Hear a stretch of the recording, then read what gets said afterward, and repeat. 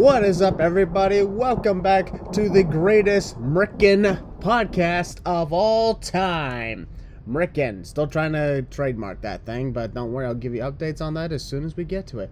But in the meantime, ladies and gentlemen, this is episode 90 of the Losers Lounge podcast. And this time, we're talking AEW Revolution. We're going from WWE to AEW.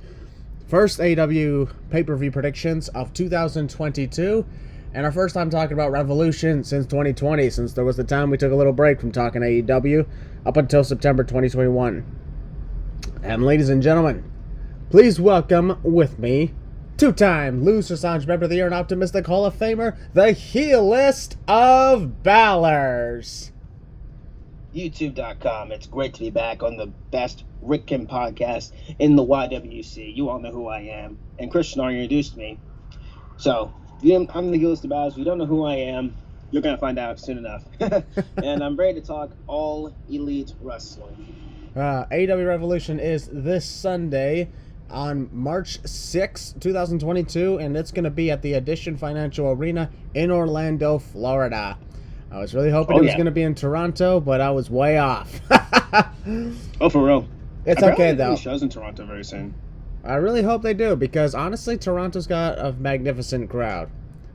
Dude, for real. What I'm surprised about, however, is Revolution did not sell out. It didn't? No, it didn't sell out, and we all know Orlando is a major place when it comes to wrestling. Yeah, I did not know it didn't sell out. That's strange. I think it's mostly All Out that usually sells out instantly. Yeah. Yeah, it's like sometimes, even with the limited combo packages for the 3-day event, because folks, when it comes to the likes of AEW, at the time of release, this video is released on Friday, March 4th, so tonight is Rampage live. Oh yeah, for real. We have a live Rampage, and the following day, on Saturday, March 5th, folks, if you're in Orlando and you're attending the Weekend Spectacular, we want you to have a great time at the FanFest event. Oh, for real. It's gonna be a great time. It's gonna be music. You get to meet the wrestlers. Mm-hmm. You get to probably do this and that. Hey, hell, you may even get to slap MJF in the face. Okay, I'm gonna stop there. I mean, do you blame them? No. Exactly. Not a chance in hell.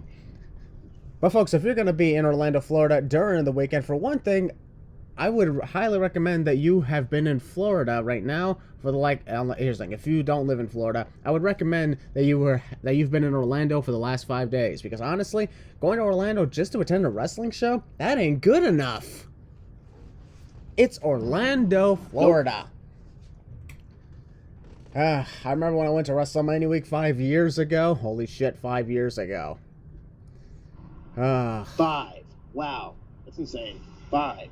Woo! Give me the green light, because I'm ready to go. Legit, that's I think that's up there one of the best WrestleMania songs. Yep. This year's WrestleMania song is pretty good, too. It's The Weeknd. The Weeknd, of course. The thing is, for WrestleMania Week, I was there a week before WrestleMania took place, so I arrived in Orlando before any of the wrestlers actually did. Oh, wow. Because, well, it's Orlando. There's so much to do over there. You don't want to just go there for wrestling. Exactly. Yeah, Universal Studios, Disney World, all that kind of stuff. Exactly. Or if you just want to just go out and go over to Daytona Beach, which is about an hour to the right. Oh, yeah, for real. You can do that, too. So, folks, we got 9 matches on the card for AEW Revolution, and here's the thing. When it comes to Revolution, whenever I talked about it, it was always polarizing. Because in 2020, I gave it a 4.4 out of 10 rating, which pissed a lot of people off for some reason. Oh, boo-hoo. And last year, I gave it a 3.5 out of 10, which did not really piss off a lot of people, because a lot of people kind of agreed with that. There you go. Yeah, I made the place explode more than the Revolution ring. Exactly. Oh wait, those are sparklers that Goldberg would use. Yeah, I'm just thankful. Let's be thankful right now that this year has nothing like that. Exactly. We got straight up matches. The only major stipulation we got here is a dog collar match. Yep. And the only way that could end up blowing things out of proportion or messing up big time is if the chain accidentally broke. That'd be funny. We have a Face the Revolution ladder match. We have so many things that we talk about. We got great singles matches, a few dream matches to talk about, some great classics, and a sneeze break. So, exactly. And a partridge in a pear tree. Yep. And when you say about a lot of things, eventually you got to say the partridge in the pear tree. Of course. And we're not even in Christmas season. No, that's months from now. No, we're way past that. We'll quickly say 2020's Revolution, the reason I didn't like it that much is because I said before, a lot of their matches went on way too long and did not do well in the first, 25 minutes of its existence. That was the situation. Not to mention the Orange Cassidy versus Pac match was still one of the dumbest things I've ever seen. Exactly. What he did later on in his career, that was better.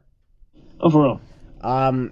Last year's Revolution, it was a lot worse because, let's be honest, I understand, this goes even beyond the simple explosion, not explosion that happened at the end.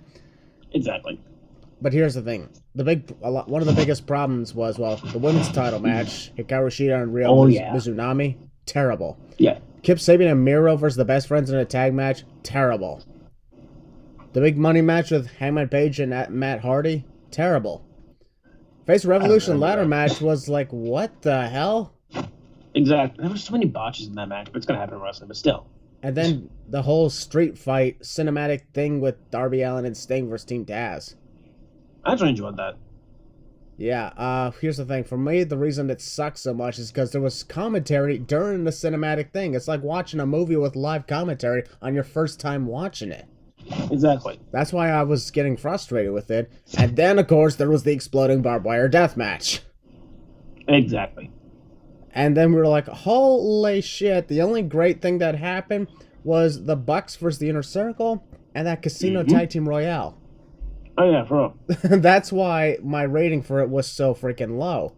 So it just goes to show, folks, I have my reasons for putting in my low ratings. And here's the thing, it's okay to disagree with it, because all this is just a matter of opinion. Nothing I say is a fact. Nothing that Willie says is a fact. And I'm hoping that, for the first time ever, Revolution gets a win in my eyes. Oh, please. Because it's 0-2 right now. Exactly. Funny enough, Revolution has never gotten a win. Meanwhile, Full Gear has never gotten a loss, in my view. Double or Nothing and All Out has had their shares of bad events. Oh, yeah. For All Out, it was 2020. For Double or Nothing, it was both 2020 and 2021. Exactly.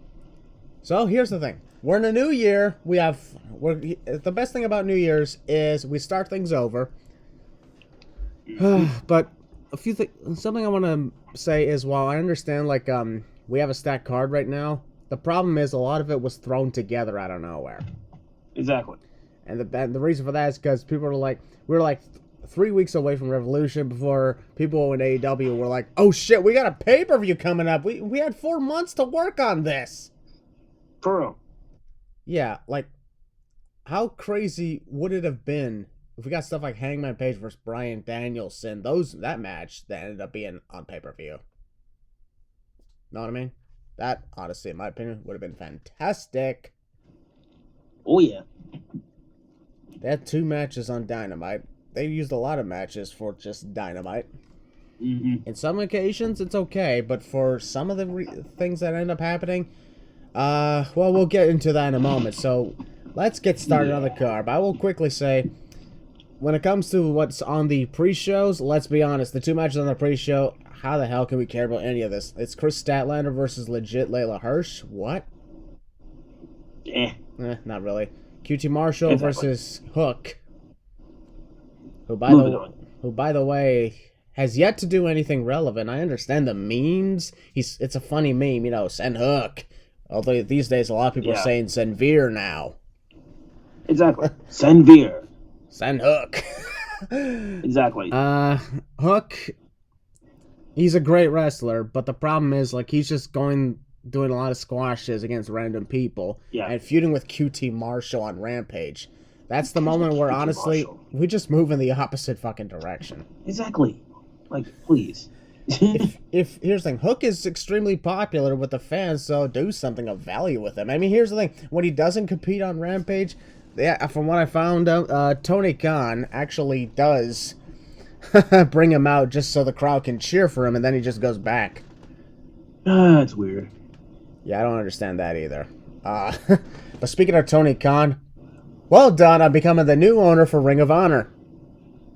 Yeah, that's cool. I'll have to freaking see if it's Yeah, here's the thing. We don't know what exactly this means. We don't know if this is gonna be like more funds for Ring of Honor to continue doing their usual programming, their events, or just acquiring their history, their library of previous events. We don't know if that's the case, or we don't know if this is just simply a WWE purchases WCW thing. We'd have no idea. So that's why we're just gonna let things run its course and see how it works out. Yeah. But speaking of running things out, running the course, letting things play out, ladies and gentlemen, it's time to get started on the match card. We'll get started on the non-title matches first, and then we'll get to the title matches. And you know what we're gonna start with? What you got? We're gonna start with the Face of the Revolution ladder match. Sweet. Where the winner gets a future TNT championship match. Now, as of this recording, folks, and as of the time of the release, Rampage hasn't happened yet. So one of the participants is unknown, and that participant will be either Ethan Page or Christian Cage. Rhyming. Oh, yeah. I love the rhyming. There you go. But anyways, the confirmed participants is Wardlow, the FTW champion, which I call the WTF champion, Ricky Starks, Powerhouse Hobbs, so both members of Team Taz are in here. Orange Cassidy, the lazy guy. Oh, yeah. And who am I? I am Keith Lee. Keith Lee. Oh, yeah. Oh, and folks, tune into Rampage tonight if you want to, because Keith Lee is going to be in action. Oh, yeah. He's great. I think, Willie, don't you find it funny how we're talking about things as if it is tonight? Like, even though we're recording this on a Thursday, it's releasing on a Friday, but we're talking as if we're on Friday. We're in the future, bro. For real. Teleporting ahead. Yep. So, Face of Revolution ladder match, as we know, last year did not exactly work out well. Nah. Because, well, the whole thing about it with a big issue that last year had was Cody Rhodes was taken out through a majority of the match. Yeah. Due to some sort of injury. Yep. Here's the thing. Last year had a surprise entrant, the surprise debut of Ethan Page, which I thought was okay, but the problem is, like, you know, they treated it as if it was like a massive thing, and let's be honest, at the time, a lot of people didn't really know Ethan Page.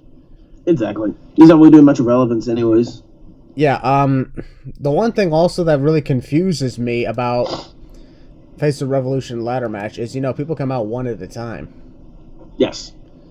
And when they come out one at a time, you know, I'm actually, like, sometimes questioning myself, like, so people can actually win the match before everybody's out.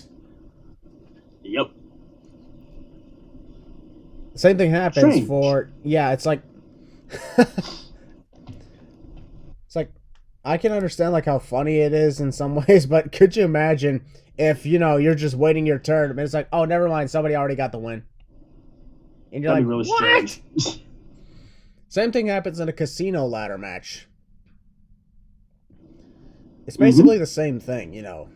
They come out each at a time, except, you know, they don't have the poker cards, nothing like that.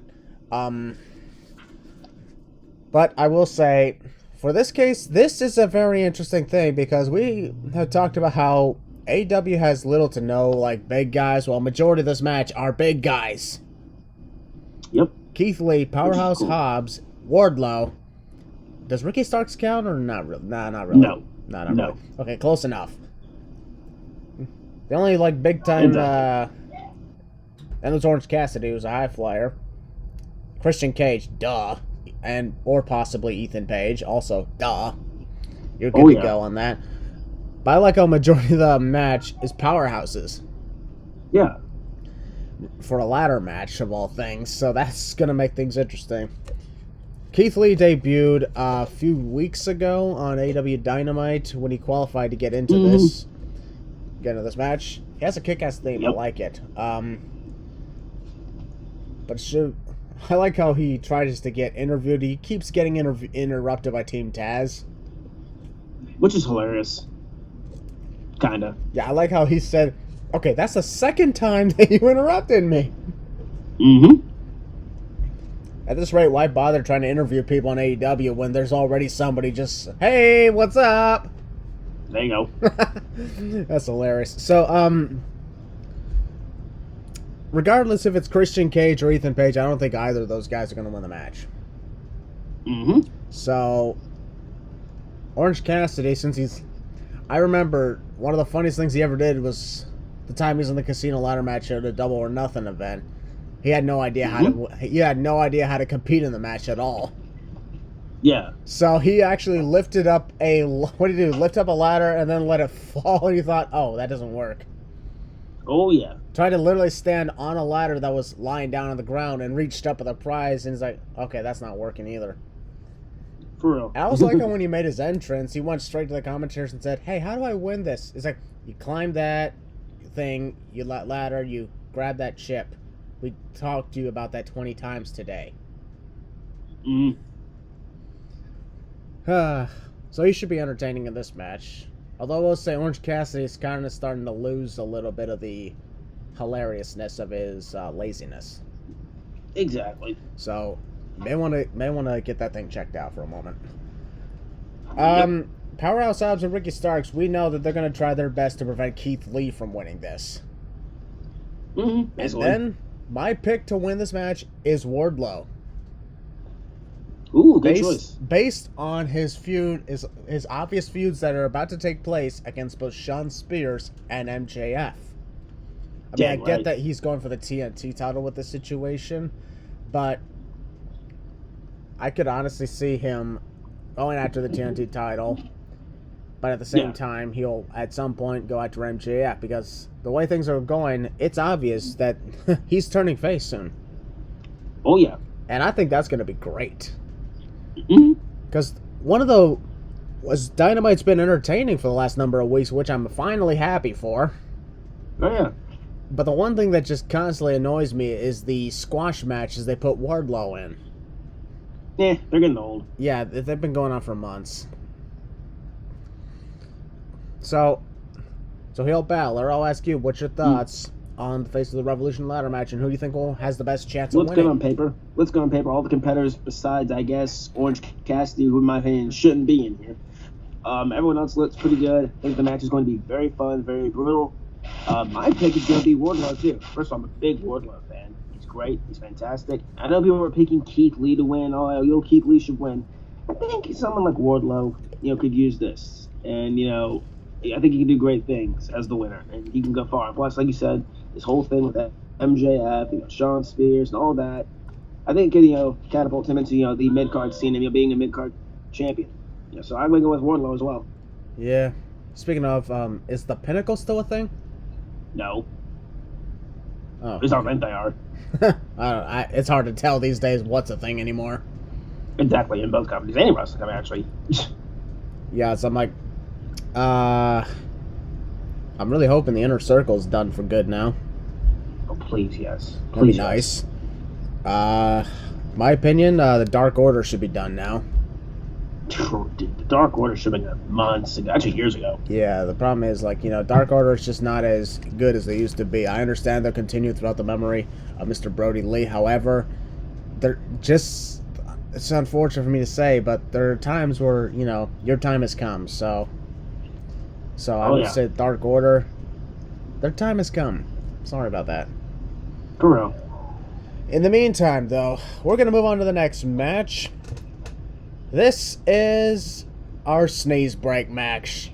Exactly. Match. Wow, I fucked that up. Sneeze break match. There you go. It's a 6-man tornado tag team match. The Hardy family office something. I don't know what it's called, but Big Money Matt Hardy's team with Isaiah Cassidy and Andrade El Idolo to take on Darby Allin, TNT champion Sammy Guevara, and for whatever reason, Sting. Yeah. You know what's funny? Didn't we say for a few weeks now we wanted to see Darby Allin, Sammy Guevara, Andrade, triple threat for the TNT title at Revolution?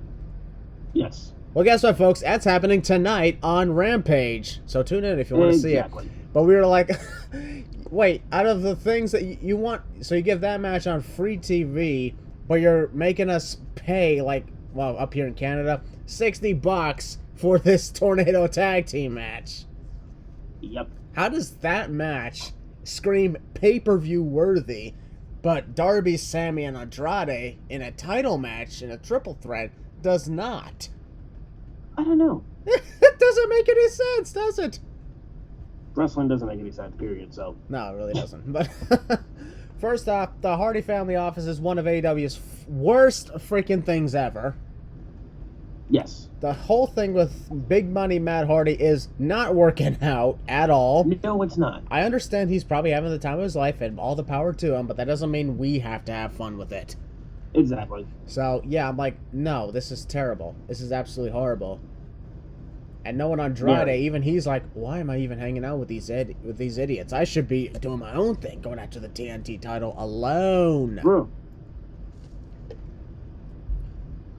Sting, once again, should not be wrestling, period. No, like, seriously. No. No more Sting wrestling. It's always tag team matches, I get it. And he's elevating Darby Allin. He's been with Darby Allin for a year and a half now. I don't think he needs any more elevation. Exactly. That's what Dark Elevation is for. You see what I did there? That's good.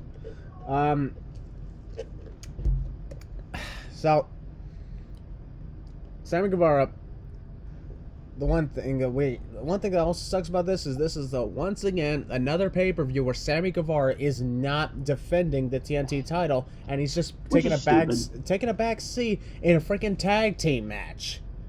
Exactly. They're really not letting him shine on pay-per-view. Exactly. I mean, I get he's the TNT champion, so they want him to defend it at Rampage on TNT. All right, I understand that. However, yeah, we're talking pay-per-view here, and the TBS title is also on the line at Revolution, so, wow. Yeah, what the heck? I don't understand why, like, Sammy Guevara is now a two-time TNT champ because he had that little debacle with Cody Rhodes. That didn't last long at all for Cody. Yeah, that didn't last long for Cody at all. And just because he didn't make one match, they had Sammy be an interim champion, so now he's holding two TNT title belts, even though he's one champion, and that doesn't make any sense either. I'm like, okay, what's the other one for? Exactly. I can understand. That's the official one right there, the one that Cody Rhodes had. But this is the exact replica of the other one. Now, why do you have this one? So are you defending two titles? Are you the TNT champion and the interim TNT champion?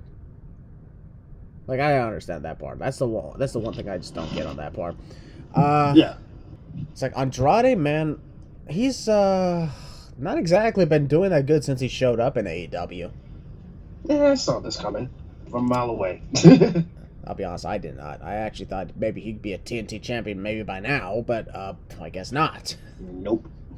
Private Party, not so private anymore. Matt Hardy came... Good pun. Matt Hardy...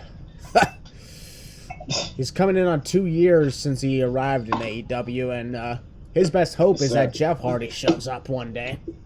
Yeah, it's the only way he can build his relevant self, because he has to Raw and his brother, so you know. Yeah, it's unfortunate. Yeah, folks, I understand. Matt Hardy, creatively, he's a genius. But the problem is, he's got a lot of problems, like selling by himself. Like, it worked out when he was in WWE, when he was Matt Hardy version 1. That worked out for a while. His big feud with Edge, that worked out for a while. Then he had to reunite with his brother. But when he was not with his brother around that time, in the late 2000s and early 2010s, did not do well at all. And then, of course, everybody knows that in the 2010s, it was a downward spiral for both Hardy Boys in their personal lives. But when Matt Hardy created the broken gimmick, that was actually amazing.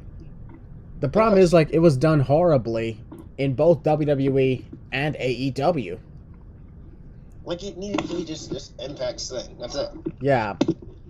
I can understand. I can understand why Impact would try to keep the broken gimmick, because they're like, we're the only ones who can do it the best. Oh, for real. So, back to the conversation I had. Darby Allin is the longest reigning TNT champion, as we know. Continuing to team with Sting, and to this day, we still don't know where that's going anymore. At this point, yeah, he just needs to go separate ways to Sting, because Sting's just there to look cool. Exactly. It doesn't make any sense either. Like, they're not going to give us storyline-wise. Why are you together? He's like, hey, I'm Sting. Don't give us the name, sir. Yeah, he just walks up. Sting. Hey, I'm Sting. Nice to meet you. Exactly. So stupid. It was cool when it started, maybe for the first 6 months. But then here's the thing. After Darby Allin's little thing with CM Punk for All Out 2021, after that was, I was like, okay, that was the elevation of Darby Allin for sure right there. Because CM Punk was doing a great job at putting over Darby more than Sting ever could. And no offense, but that's kind of true. And It's true. I just, at this point, where are they going with this? Like, there's no direction. There's no direction for Darby Allin and Sting anymore. For literally no reason. Like, where's it going? Just for Sting to have a few tag team matches or something like that. Exactly. It ain't working anymore, folks. And I always said, like, all of Sting's matches have been not that good. And the reason for that is because he's fucking old. Exactly. I'm not going to be a guy. I'm not being a kiss ass here. But no, they're not doing that good. So, it's time. Here's the thing. Sting just needs to step aside. Just step aside, dude. It's okay. Darby Allin, don't need you anymore. Exactly. Darby Allin is one of the pillars of AEW. One of the 4 pillars, as they call him. Shouldn't there be multiple pillars in that company? I don't know. 4 pillars. I know. It's so strange. Yeah, I don't know why they're calling it that, but it's just strange. Well, normally I would say 4 pillars because, 4 in general could hold up, like, a roof. Yeah, true. One side, MJF, Darby Allin, Jungle Boy, and Sammy Guevara. I don't know why Jungle Boy is like a pillar, but I'm trying to figure that out. Exactly, Jungle Boy. But, what are you doing? But back in motion, this tornado tag match, I don't understand the reason for its existence. It doesn't need to exist, and so far I don't have any good thoughts. Hell, I might be wrong. Perhaps this match could be the best match of the night for all we know, and we could end up praising it like we did that one time where there was a Falls Count Anywhere match at Full Gear back in 2021, but that did not involve... Wait, yeah, it did, I think. Did it involve Sting? I think it did. I'm sorry, it's been a long time. No, it did not. It was Christian Cage and Jurassic Express. I will say that, in cases like... We did not want Sting competing. Yeah. We could end up saying that for a long time, but they're just going to have him compete over and over again. So, I'm just going to quickly say, yeah, Darby Allin, Sammy Guevara, and Sting, yeah, they're winning the match. Duh. The Hardy family office is going to continue to go on its downward spiral, and eventually it's nowhere to be found. They've probably been on a downward spiral as of late. Who cares? Yeah. I just don't care anymore. Yep. Go ahead and got your prediction for the match? That's really my prediction too. I'm just piggybacking off you. Got it. I don't care about this match. Sammy Guevara and Sting. All right, folks. Go ahead and check out, of course, Rampage tonight to see Sammy Guevara defend the TNT title in a triple threat against Darby Allin and Andrade El Idolo. It was not on Revolution because I guarantee that would have stolen the show more than a lot of the other matches. If you want to put it like on... Yeah, basically. If people wanted to make Revolution like, AEW's like WrestleMania, why not put that triple threat on the show instead of a random 6-man tag match? Mm-hmm. Because here's the thing. Wouldn't it be cool to have almost pretty much all your matches have the best ones? Just saying, that would have been a great idea. And have more high profile. But like, what the heck? High profile indeed, but a lot of it is not working out. However, the good thing is the next number of matches that we're going to be talking about are matches that are pretty high profile. So that's always a good thing to talk about. First one, Chris Jericho versus Eddie Kingston. That'd be good. Now I gotta say, the storyline setups with Chris Jericho and Eddie Kingston, very interesting because of, it all started with the whole Eddie Kingston influence in Santana and Ortiz, Proud and Powerful. That they were being held back because they were being in the inner circle, which is a fact.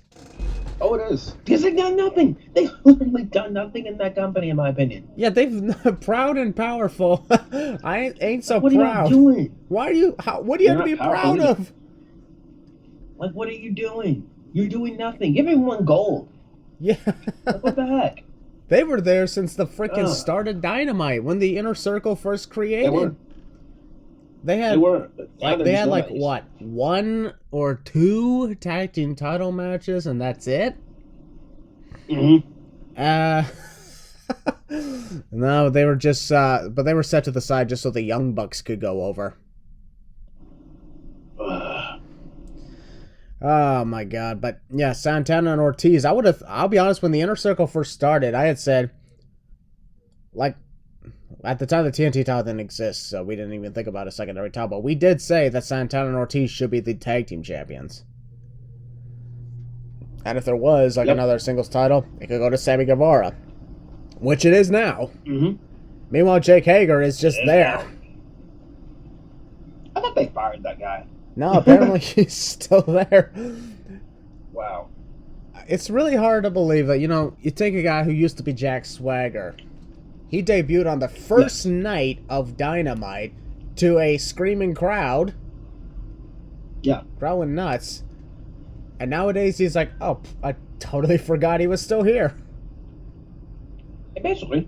Just goes to show that AEW has been known to sign a lot of people and they don't do shit with them. Including Sean Spears. Miro. Or Miro. There you go. There's a joke. Miro. For the record, dude, I managed to get over the Miro stuff months ago. Thanks to you. Exactly. They didn't do anything with the guy anyways, but... Anyways, Chris Jericho versus Kofi Kingston is going to be a great match. Exactly. Yeah. Oh, wait. That was Night of Champions 2008. Sorry. Wrong show. Wrong show. Wrong guy, too. Yeah, wrong guy. He's not even there. I forgot that he's not the son of Kofi Kingston, thank God. Exactly. You once called him Eddie Murphy, right? Yes. Oh, that was fun times. I will say, though, Chris Jericho, he's looking like he's getting back in shape, which is a good thing because, oh my God. Yes. He was turning into Thor from Avengers Endgame. Actually, I think he was already there. Minus the voice and the long... Well, he has long hair. And so I absolutely love the promo set up with Chris Jericho and Eddie Kingston heading into this match at Revolution. I can understand, Eddie Kingston, he's not even in the inner circle, and it had to be him, someone who's on the outside of the inner circle, who told Santana and Ortiz, dude, you're being held back here. This dude's, just using you. Exactly. Jericho, he doesn't need anybody to keep himself over. He's Chris Jericho, for God's sakes. Exactly. Santana and Ortiz, they have been some of the best. They've been a great tag team, even over in Impact Wrestling. So when they came over to AEW, we were like, oh, God, we are in for a great time. How wrong we were. Sammy Guevara, well, he finally did the right thing. He's like, you know what? I'm fucking done with this shit. I don't blame him. Yeah. Sammy Guevara won the TNT title first in September at an event where I was in attendance for. And throughout the majority of the first reign, he was taking, once again, a backseat to Jericho. Which I was worried about. Yeah. And now in his second reign, he's taking a backseat to Darby Allin and Sting. Just... poor Sammy. What the I'm really heck are y'all hoping doing with him? if he's still champion come Double or Nothing, I seriously hope he's on the damn pay-per-view defending that damn title. Exactly. Because Sammy Guevara is one of the best wrestlers in AEW today. Oh, he is. He was not signed early with the company for no reason. Exactly. Sammy Guevara has potential, in my opinion. I guess now I can finally say it. At first, I didn't really believe it much, but I really think he could be AEW World Champ in the future. Oh, yeah. I wonder who's going to be who knows, he could be the first guy to have been the TNT Champ and the World Champ. Yeah, it's never happened before. Yep, hasn't happened yet. Hero, Darby Allin, Cody Rhodes. Rest in peace, Mr. Brody Lee. Yes. And Sammy Guevara. Yep. So, I also love how, two of the four pillars have been the TNT champion, but none of them have been the world champion. Yet, indeed. We'll talk about one of them a little later, but I will ask you for now. Oh, yeah. What's your thoughts heading into this match with Chris Jericho and Eddie Kingston? I'm pretty excited for the match. I think it's going to be one of those matches where you have to look out and see, what are they going to do in the ring? How are they going to tell the story in the ring? The promos they've cut of these past few weeks have been just fun. I really enjoyed the promo they did this past week on Dynamite. And the whole references to the other company, all that stuff. They were throwing shots. They were referencing the company. Yeah. Eddie Kingston, of course, he's going to throw shots. But, Jericho knows what he's doing. Oh, yeah, for sure. Yeah. That was just pretty good stuff, and I think it's going to be a scrap. It's going to be something. Absolutely.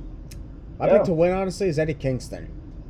Because this whole thing is building up to the fact that Chris Jericho and Eddie Kingston, they're two guys who have been wrestling for the longest time. Chris Jericho is 51 years old, and Eddie Kingston is 40. And, it's one of those situations where it's like, yeah, you only got into the big leagues now. I've been in the big leagues for 30 years. So.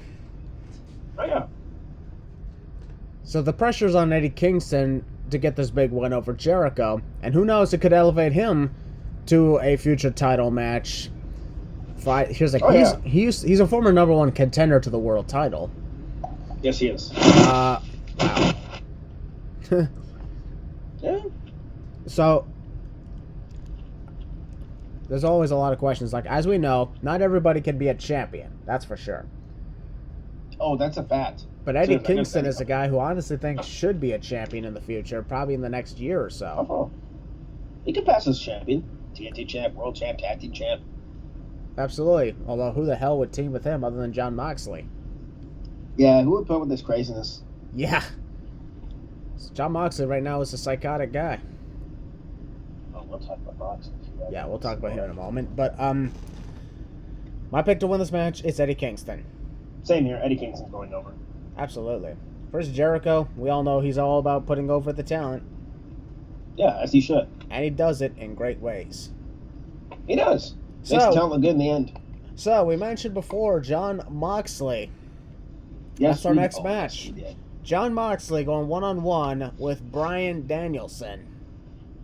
This is the one match this is really, outside I think a few matches, this is the main reason I'm watching this show, is for these two. Jon Moxley and Bryan Danielson, their storyline that's been going on for the last month and a half. Yep. It had me confused on whether or not they would team up at Revolution or face each other at Revolution. And the fact that they managed to do that, first off, get you involved in the story. Yeah, and we also want to say, well done on Jon Moxley for completing rehab. For real. Congratulations, Sam. Yep. Glad that he's doing great, and he seems to be a lot happier at his position. He looks a lot more in shape. The dude looks like a new man. That's the one thing we like. When people are taking time off, and when they come back, they look better than ever. That's what we like to see. Yeah. He was approached by Bryan Danielson, who wanted Moxley, of all people, to help him team up to run AEW, mentor younger generations of wrestlers. I still hope that happens, because the stable they talked about, Bryan Danielson talked about, was yes. All of a yes. Yeah, I think that would be fantastic as well. The problem is, like, there's a little bit of an issue, though, I have with it. It's a small one, so don't worry, folks. Don't worry. No need for pitchforks. Bryan Danielson's a guy who wants someone who's mostly about the wrestling and not the character to help with this sort of thing. Yet he chose Jon Moxley, who's mostly about character and violence. Something like that? I don't know. Regardless, I know for a fact that Jon Moxley and Bryan Danielson are going to put on a great match because I enjoyed the promos that were put in place. I don't team with someone unless I bleed with them first. Goosebumps on me. Goosebumps.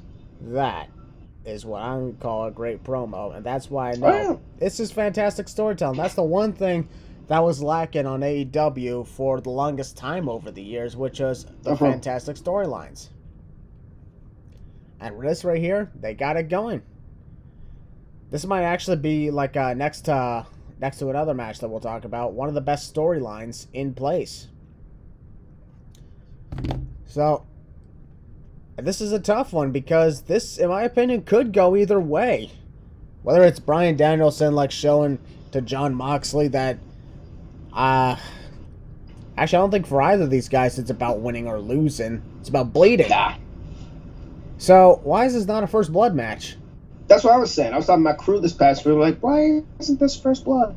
It's a perfect storyline to be stipulating with. But then again, Moxley wants to bleed with Bryan, so not win because of bleeding. True. I wouldn't be surprised if Jon Moxley lost every first blood match he's ever competed in if he has. Imagine.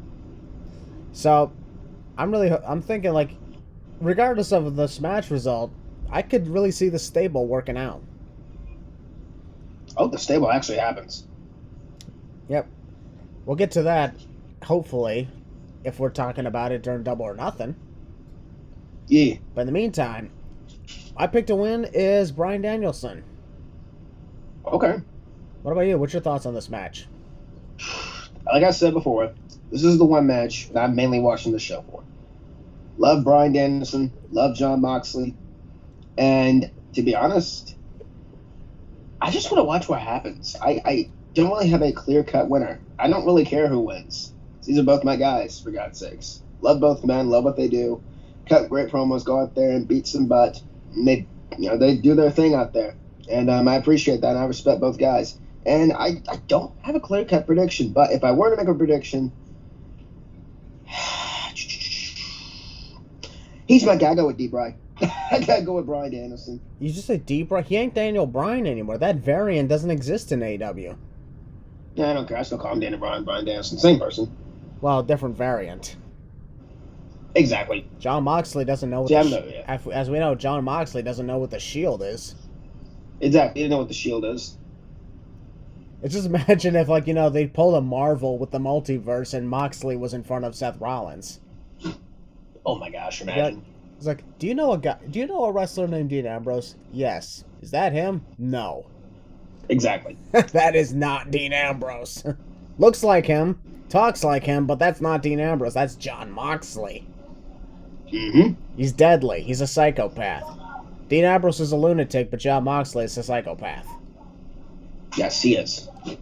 All right. Two for two on Bryan Danielson in this case. Yes. Folks, we're going to move on to the best storyline at Revolution. But with the weirdest stipulation, the most kinky stipulation I've ever heard about.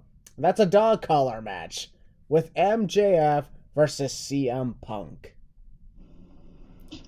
Best storyline going right now in AEW right now, in my opinion. Where the hell do we even start with this? I don't know. Let's start with this. CM Punk, for weeks, had great back and forth talks with MJF, to the point where he wanted a match with MJF, who kept on delaying it and denying it, till finally it happened on one random episode of Dynamite in Chicago, where MJF got the win. And when it comes to, like, some of the shots that they took toward WWE in their promos, some of it actually worked. For once, I was like, huh, They actually made a reference that actually worked out. It didn't sound like a rent-free pettiness. That's a first for AEW. So I was like, well done on that. Good work. CM Punk, ever since he came back, he's only lost to MJF, which is understandable. I got this odd feeling they're going to make CM Punk... They made CM Punk lose then so that he could win here, and thus he'd win the feud, even though, in my opinion, that should not be the case whatsoever. This whole thing is destined for MJF to go over Punk, and if it goes any other way, that, in my opinion, is wrong booking. Very, very, very, very, very wrong booking. Yeah, hate to say it, but CM Punk, MJF is better than you, and you know it. And it's a dog collar match, so this is a different... I'm sorry, I know the dog collar match is brutal. I've seen it. I've seen some matches with that. It's just funny to think, though. I'm sorry. No matter how brutal it can be, whether they add spikes or something to the collars or to the chains, no matter how brutal it can be, it's just funny to think about two guys wearing dog collars. It's hilarious. It's brutal, but it's funny. And also kinky, but mostly kinky. Yeah. Very kinky. But I do get the reference, though. The reference being CM Punk went through hell the last time he was ever in a dog collar match, and that was like in his Ring of Honor days. Yes, sir. So, it's a nice little callback to that. The storyline set up, especially MJF's promo last week on Dynamite, where people went from booing the shit out of him to getting confused on whether to feel pity for him. The fact that you confuse the damn audience proves that, man, you are one of the best there is right now. Hell, I'd honestly say MJF has succeeded CM Punk in earning the right to be called the best in the world. He's eclipsed CM Punk. Seriously. He has, because at this rate, nobody can boo CM Punk. If CM Punk were to turn heel now, I don't think anyone would boo him. He's too well loved. Well, I have heard a few boos for the guy lately. Well, he's a face. True. In my opinion, CM Punk really should be a heel. He works a lot better as a heel, in my opinion. Yeah. I get his popularity, and when he came back, he was all, "Oh, I'm happy to be here." And every week on Dynamite, CM Punk speaks. CM Punk speaks. We'll hear from CM Punk. We'll hear from CM Punk. Like, shut the fuck up. But anyway, they need to cut that down. Yeah, be done with that whole thing and put the real CM Punk back in place, just like we got the real rated R superstar over on Monday Night Raw. Oh, yeah. The reason I say that is because, yes, folks, Edge turned heel finally on Raw against AJ Styles. Yes, he turned heel. We'll talk more about that on the Season 5 premiere of the Losers Lounge podcast for the most stupendous podcast of all time, of WrestleMania. But in the meantime, CM Punk should turn heel this year. I think after this match, he should turn heel. I don't know if it would make any sense, but, you know. Because here's the thing, the whole CM Punk's just doing this just because he's happy to be here, that don't work in wrestling, folks. I'm sorry, that don't work here. Nah. CM Punk is an attraction. Not like Brock Lesnar, obviously, because he shows up all the time and competes regularly. He also wins in octagons. Yeah. That's another difference between Punk and Brock Lesnar, but what I'm saying is CM Punk is a special attraction given his popularity even after he quit wrestling in 2014. Yes, sir. So I will say, CM Punk, if he wins, I don't understand why, because what does CM Punk have to gain over this? MJF is the young guy here. He is the future. Actually, no, he's not the future. He's the present right now. MJF, that makes sense. He's our age, for God's sake. No, literally, he's literally our age. Yeah, he is our age. That dude is the damn president of AEW. Yeah, for real. So, CM Punk gains nothing going over here. At all. Nothing. And MJF loses momentum. Lots of momentum. I understand he gave CM Punk his first loss, but here's the thing. The feud continued. The feud's still on. Which I didn't want them to do. Unless this is only part 2 of 3. And if this I can see it, to be honest with you. Yeah, if this is part 2 of 3, and they do a tiebreaker match, probably, I don't know, not in Double or Nothing. I don't think they're going to carry this on for another 2 months. I'd probably think... I can see it on a special episode of Dynamite. Yeah, I was thinking, like, I don't know the next, I know they do a lot of special episodes, but I don't think they've ever done one for April. But I think they may. Yeah. They might do it, but... They should. We'll see about it. Yeah. I really think that if CM Punk wins, then I guarantee they're gonna keep it going so they can do a tiebreaker match, a rubber match.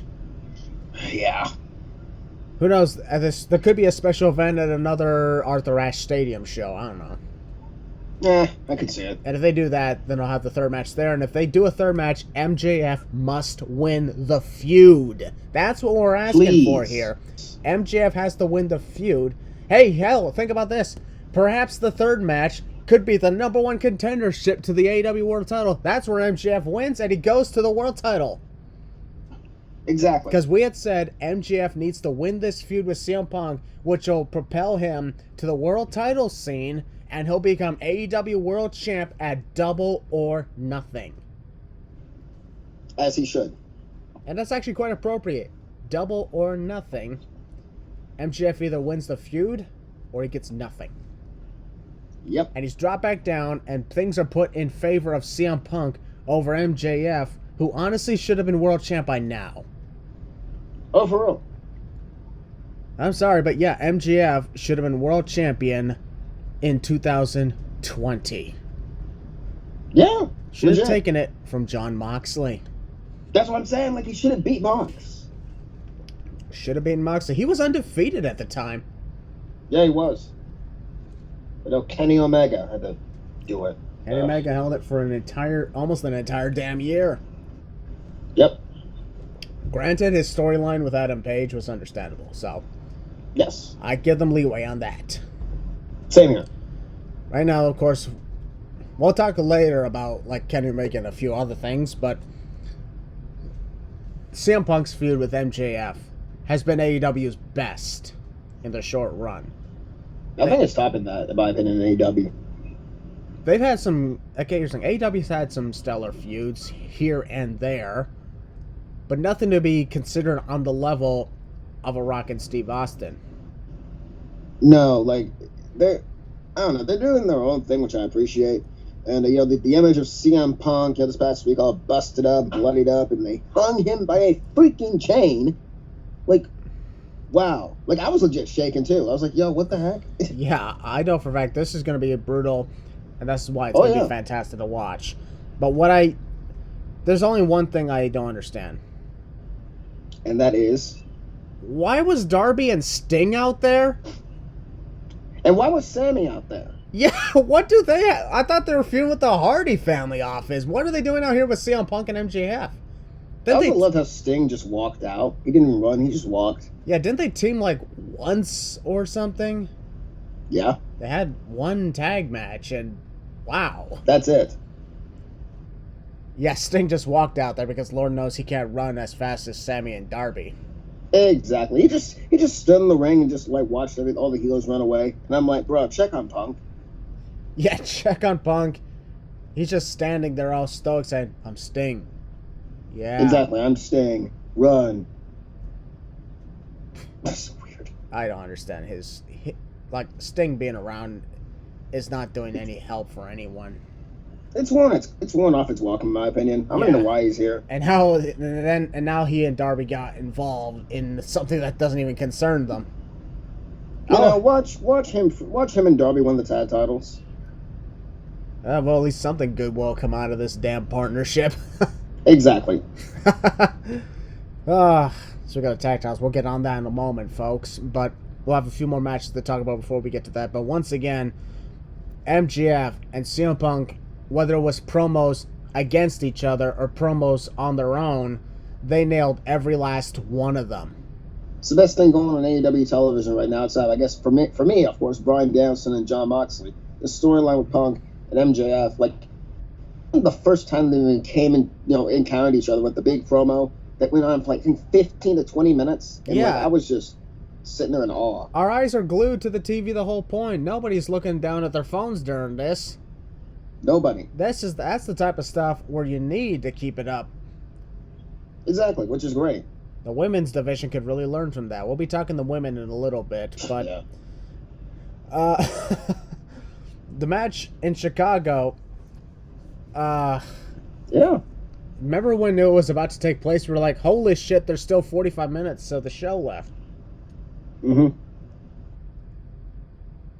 The first half of the match went good. Then they had that false finish. Remember that? Which Punk did lose. I'm sorry, anybody says Punk did lose. Punk lost, yep. Had it restarted, Punk still lost, so that's why MJF is saying, "Hey, I beat Punk twice!" Which means if this happens, he's going to beat him a third time. Yeah, it did. Technically, it does mean that. Yeah. So while some things in AEW Revolution are not that good, this is honestly an example of something that I would not mind if it was the main event. It's one of those things that should close outside of the World Championship match, which we'll get to that in. The World Championship match should not main event. I'm sorry. We'll get to that in a moment. We have our reasons to talking about that. But in the meantime, this is a tough one because it's gonna, in my opinion, it's gonna be terrible booking if MJF loses. But if on the very case that this is only the second of 3 matches, then maybe. Okay, fine. Yes. We'll give Punk the win. And maybe the third match could be a 2 out of 3 falls #1 contendership or something. I don't know. 3 stages of hell. An I Quit match or something like that. That could work. So that's why I'm thinking, for now, I'll take the risk and I'll predict CM Punk. For now. I'm going the opposite direction. I'm going to go with my gut. I'm going with MJF. Alrighty. I'm going with MJF. Yes, I'm going with MJF. Look at that, folks. We got a split. Yeah. We got a split here. Yeah. I like it. That's exactly what should be out. And speaking of out, folks, before we move on to the next match, I wanted to talk to you about something that I'm going to be doing after I'm done recording. As soon as we're done recording, I'm getting out of my desk, getting out of my house, and I'm going to see The Batman. It's in theaters now, folks. Go watch it. Really good things about it. Yep, I heard some good things, so I'll be posting a review about it. If you haven't seen The Batman, it's tonight is opening night, so this is opening weekend. If you're lucky, these tickets are kind of difficult to get a hold of, so you gotta be quick. Or if you cannot make it and you want to just do later dates, that's up to you entirely. But The Batman, I heard, is a pretty good movie. It's like 5 minutes shy of 3 hours, so long film. But sounds good to me. In the meantime, folks, it's time to talk the title matches. Are you ready to talk title matches, Willie? I'll take that silence as a yes.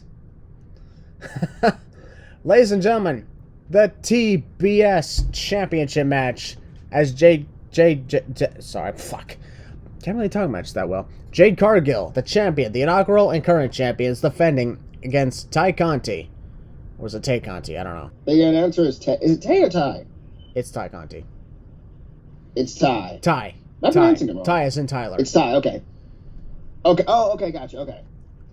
Yeah, sorry about that. We're on the TBS title match now, folks. So we have quite a bit in store for this case. Let's be honest, we don't. No, we don't. The TBS Championship looks exactly like the TNT title. So, sorry to say this, but they are going down the WWE route of having their titles look exactly the same. Which is disgusting. I mean, as much as the TNT title looks like shit, at least it was creative. I don't mind the TNT title nowadays. Well, the one Sammy Guevara has. Yeah. Oh, ladies and gentlemen, I just found out Breaking news regarding the WWE Hall of Fame. The Undertaker will officially be inducted by Vince McMahon. Yo, wow, that's cool. Yep, that's just been confirmed, folks. We'll talk more about that the Season 5 premiere, and we are excited to talk about The Undertaker's Hall of Fame induction and his career. So that's going to go on for a while, so we'd recommend you bring 2 bags of popcorn. Just in case. Yes, sir. By the meantime, Jade Cargill, she is, what, a female Goldberg right now? Basically. Yeah, Goldberg back in his WCW days.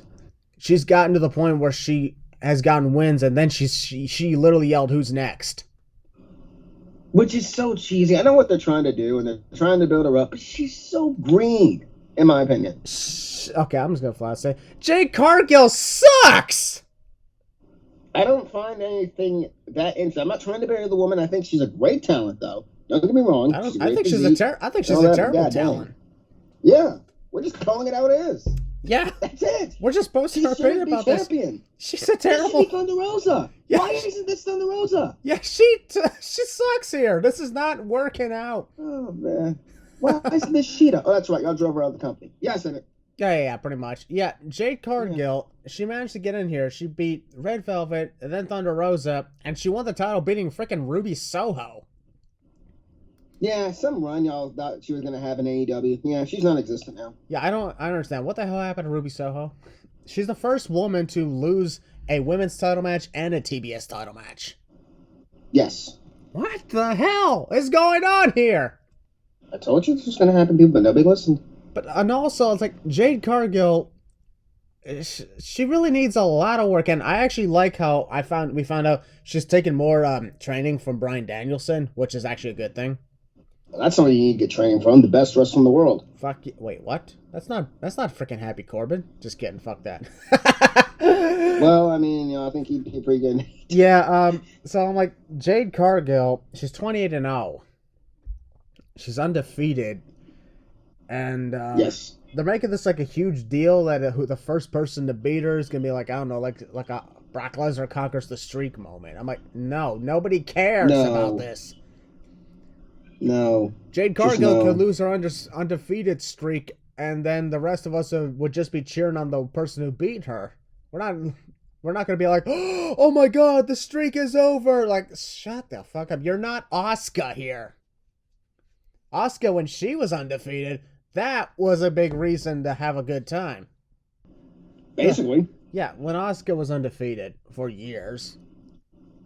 So Charlotte had to step in and do that stuff. Yeah, when Charlotte... We gotta admit, though, when Charlotte beat her at WrestleMania 34, we were shocked. Very shocked. If Jade Cargill loses her undefeated streak, we're not gonna be shocked because we don't give a shit. We don't give a shit. So I'm just gonna get this over with and say, yeah, Jade Cargill's gonna win, and whatever, who gives a shit? Jade Cargill, I just don't care. Tay Conti's great. Don't get me wrong, Tay Conti's great. Ty Great Conti. competitor and all that. Tay, yeah, whatever her freaking name. Sammy Guevara's girl. I'm gonna call her Sammy's girl. And yeah, it's just it's there. Jade Cargill, I'm not trying to put her down that much. She can improve. There's room for improvement. Don't let the losers know there's room for improvement. Exactly, there's room for improvement, but here's the thing. You can't put her on the level of an Asuka or a Goldberg here. Exactly. Don't even try. Don't even try to be on a Goldberg level, because at least Goldberg was believably undefeated. Exactly. Jade Cargill is undefeated, and she's the inaugural TBS champion. The problem is they're not really doing well with this at all. And the big reason the TBS title exists is because they wanted to put in this secondary title for the women, considering the fact that women's title scene also kind of sucks, which we're about to get to. Which actually, the women's title match coming up doesn't suck. Nah. So, let's see. You said Jade Cargill? Yeah, Jade Cargill. I just don't care about that match. I don't care either. If I'm lucky, if we're lucky, that takes place after like let's just say the Moxley versus Bryan match. That way we could just take a break. Yeah. All right, folks, we're going to move on to the AEW Women's World Title match, and that is Dr. Britt Baker, DMD, defending against Thunder Rosa, which we also saw coming, but we're glad for. Mm-hmm. It's finally time that Thunder Rosa wins the damn title. Please.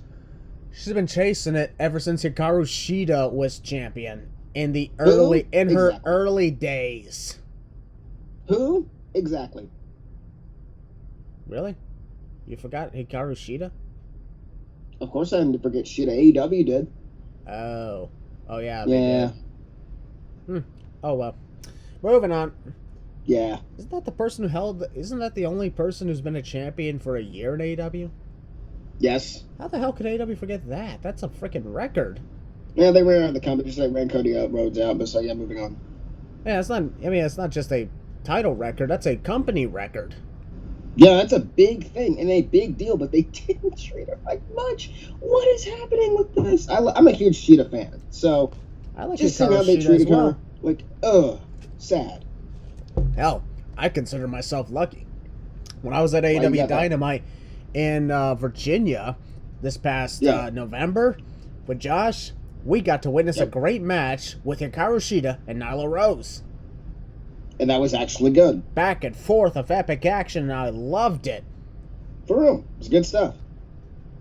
And I'll be honest, Nyla Rose is somebody who, in my opinion, should either be the next TBS champion. If she's the one who defeats Jade Cargill, then fucking good.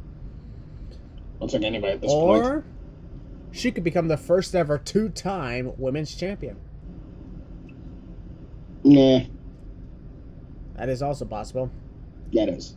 But in the meantime, Dr. Britt Baker, she won the title at Double or Nothing from Hikaru Shida, who had also won the title at Double or Nothing. Yeah.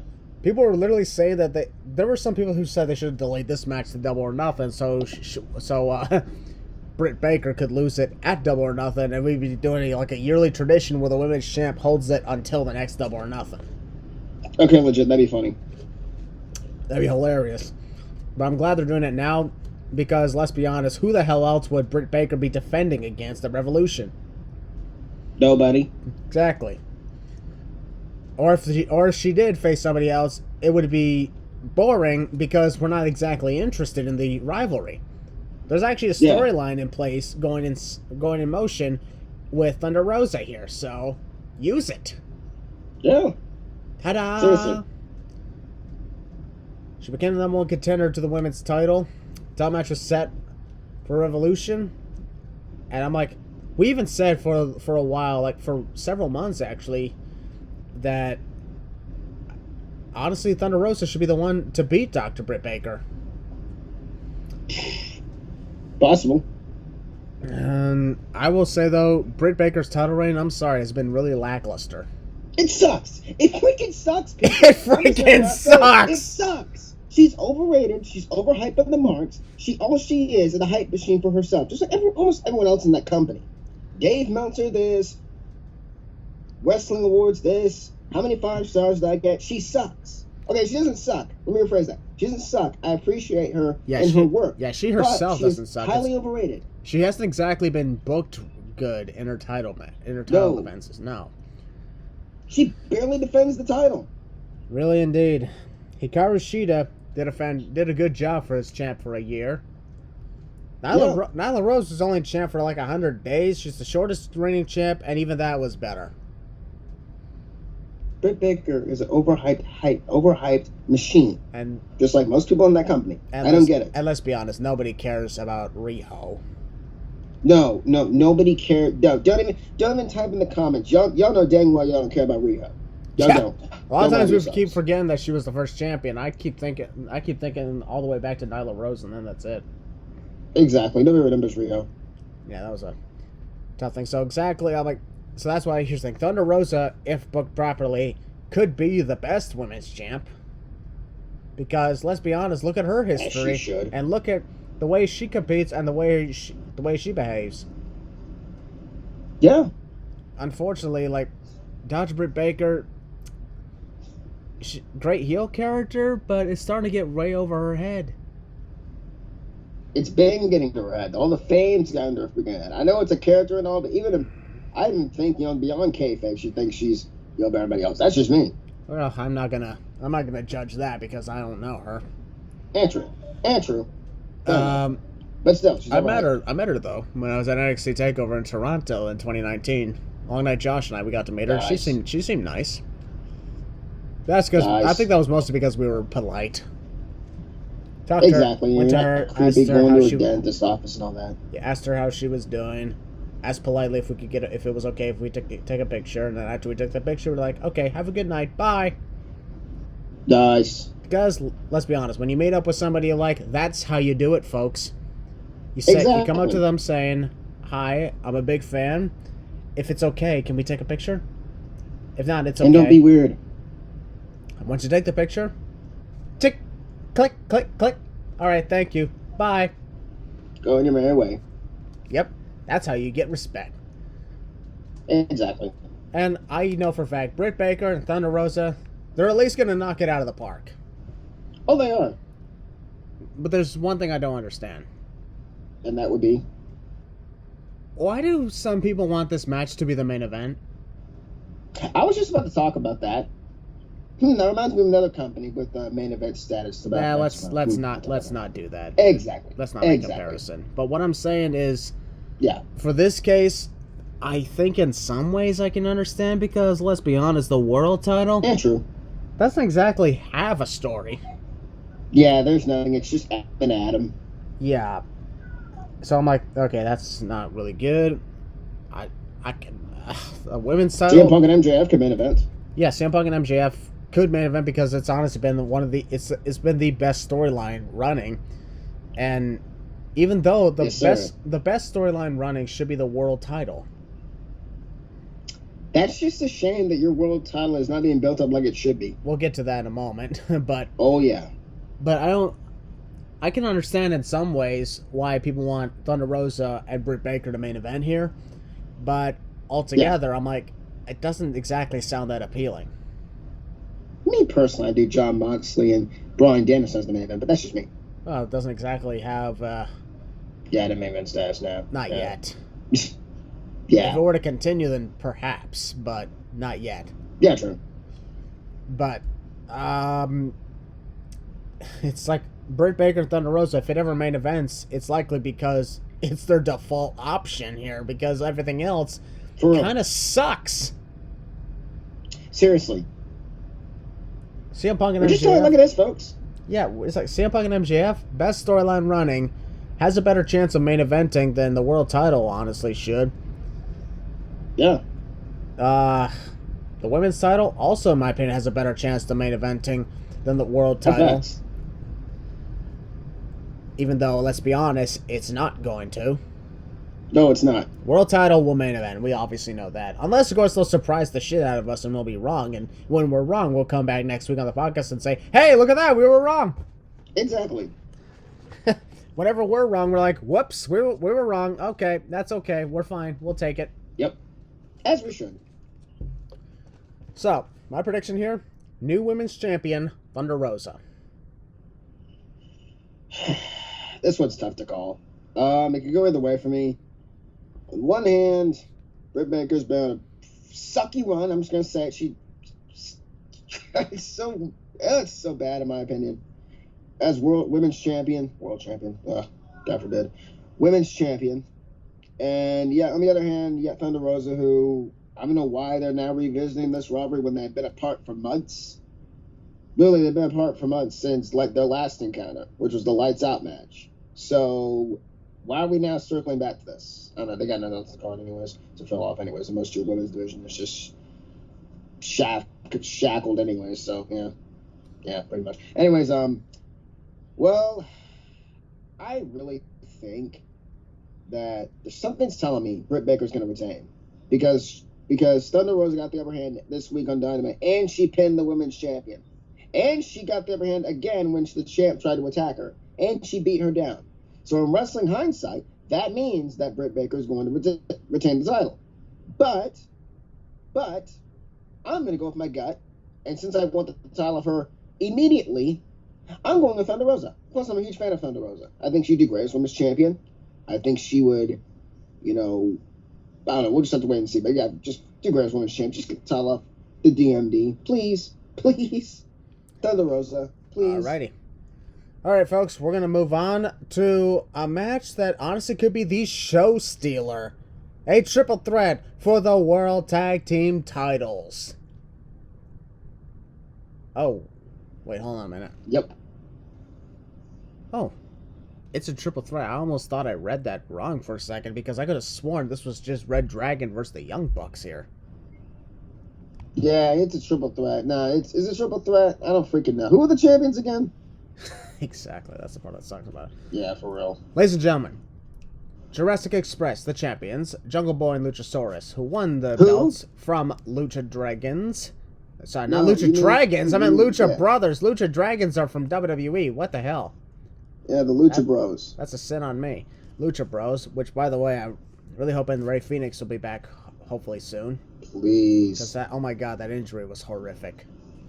Oh, he did. Oh, he broke his arm. I think he did. He did. did break his arm, in my opinion. Oh. Anyways, they're defending against two teams, and those two teams are the Young Bucks and Fish and Chips. Yes, it is. I can't believe I could go back to calling them that again because I love that team.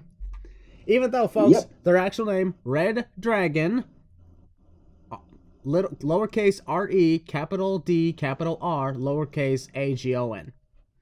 Yep.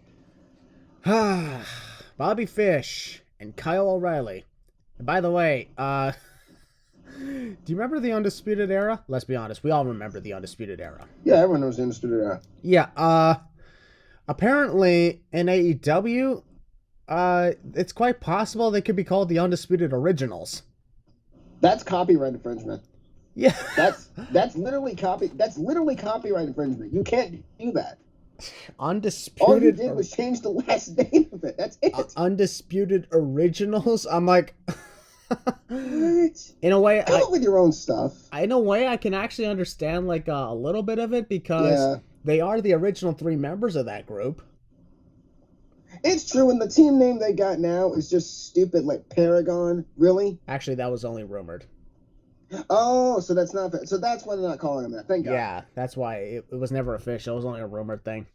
Thank God, though. Gotcha. But the part that's shame about this is, in my opinion, Jurassic Express should have been defending against, say, Proud and Powerful. Yeah, but they're not. Meanwhile, Red Dragon and Young Bucks should have gone against each other in a regular tag team match. But nope, that's not happening. For some reason, we get this match. Yeah, like, great, but I don't understand this because, like, the storyline here is Red Dragon and the Young Bucks fighting for Adam Cole's affection here. Meanwhile, literally. Jurassic Express is like, hello, we're the champions here. Champions, anyone interested? I'm just gonna say this. Fucking shame on you, AEW, for booking Jurassic Express as just shitty tag team champions. This is worse than... Actually, no, it's not worse than Lucha Bros' reign. Oh, no. This is much worse than Lucha Bros' reign. At least Lucha Bros actually got recognition and the respect that they deserved. I legitimately forgot. No joke. This is not scripted or anything because we're not scripted. We are unpredictable and untamed. I legitimately forgot that Jungle Boy and the Dinosaur Guy are the tag team champions. Legitimately. I didn't know about that until now. Yeah, here's the other funny thing. Is Christian Cage the new Marco Stunt now? Yeah, because they fired Marco Stunt. Yeah. Christian Cage is the current Marco Stunt. Yeah, and Christian's just now wrestling. Why? Well, let's be honest. He perhaps he was hurt or something. And yeah, I can't come up with it. I'm sorry. Yeah. Perhaps they just needed somebody for the ladder match, and they forgot that Christian is really good at ladder matches. Go phone call Miro. He's not doing anything. Yeah, he even said he's not injured anymore. He's healed, and they're still not doing anything for him. He can still go on Twitch, and have fun. But here's the thing. We were having a good time with Miro once he became TNT champion.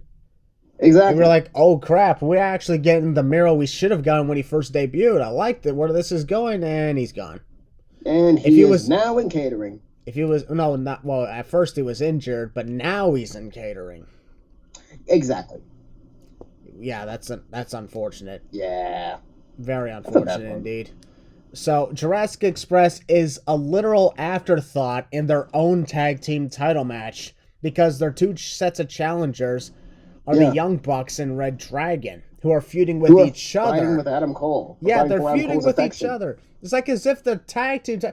This, honestly, if I would have been totally fine if this was not a tag team title match. This doesn't make sense. Because here's the thing. It doesn't. Here's the thing, folks. You can't really just tell us, just enjoy the wrestling, because that's not what we're doing here. We're talking about things that make sense and what doesn't make sense. And if something doesn't make sense, we're going to tell you straight up, it fucking doesn't make sense. And this doesn't make sense when you have the tag team champions sitting a back seat. They're literally sitting a back seat. When you have me, who literally forgot they were the tag team champions, that tells you something. Yeah, they really should not have done this. Have they defended them? Actually, yeah, they did. Okay. They defended them a few times on Rampage. More recently against Rampage. Oh my god. More recently against the Gun Club. Oh my god. Now, honestly, I would have been totally fine if Jurassic Express faced the Gun Club at Revolution here, and it's a relevant thing. And then Red Dragon faced the Young Bucks in a tag team match, because honestly, Red Dragon and the Young Bucks in a traditional tag match would make a lot more sense than being part of this triple threat for the tag team titles, because their storyline is about each other trying to compete for the affection. It's a fucking love triangle right here with Adam Cole, and the tag titles are literally irrelevant here. Do they even care about this? Goes to Fish and Chips and the Bucks of Youth. Did they even care about the tag team titles and storylines? I don't think they do. No, I mean, sure, they won 2 battle royals to get in here, but then why are we doing this? Yeah, why are we still trying to fight for the affection of Adam Cole? Like, honestly, why can't Adam be with both? Like, who cares? This is honestly, why do we have to go the whole fucking Twilight route here? This doesn't make any sense at all. Oh, just taking this a little bit too far, blah, blah, blah. No. We are calling it out because this doesn't make any sense. You need logic and a story. And if you go ahead and rewind to the start of this prediction to this match, we literally said this match is going to be possibly the show stealer. So we did say that this is likely going to be the show stealer at all. But that doesn't... Here's the thing. Mm-hmm. We're not exactly blinded to the whole, oh, look at this, good match, this is going to be a good match. We're like, okay, well, we'd rather hear the story. What's the story? There's no story except with Adam Cole. Who's chasing the world champ? Adam Cole doesn't even care about these two. Yeah, honestly, here's the thing. What? The way we're looking at things, we like to read a book. You guys have been skipping over to the end that says, and they all lived happily ever after, the end.